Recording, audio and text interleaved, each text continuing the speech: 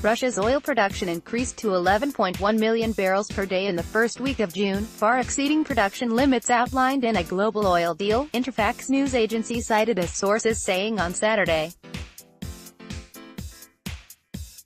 Russia agreed to cut its production by 300,000 barrels of oil per day from 11.24 million barrels of oil per day as part of a global pact, oil price reported. The Russian Energy Ministry did not immediately respond to a request for comment. Interfax said Russian oil production stood on average at 1.51 million tons per day in the first week of the month and never dipped below 1.51 million tons. The Organization of Petroleum Exporting Countries and other leading oil producers, including Russia, will meet in Vienna on June 22 to 23 to discuss the future of the deal, which is valid until the end of the year. Russian President Vladimir Putin has set a price of $60 suits a country whose oil output was stagnant at 10.97 million barrels per day for a third month in a row in May.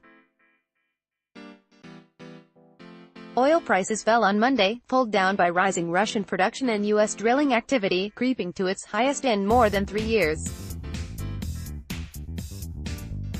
However, many analysts were looking less at markets and more at politics as U.S. President Donald Trump and North Korean leader Kim Jong-un have both arrived in Singapore for a summit on Tuesday, which may lay the groundwork for ending a nuclear standoff between the old foes.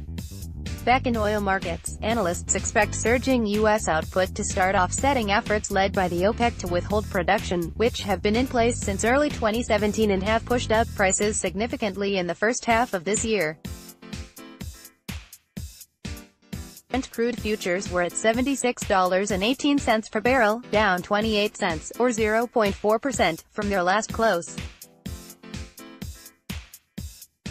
U.S. West Texas Intermediate crude futures were down 18 cents, or 0.3%, at $65.56 a barrel.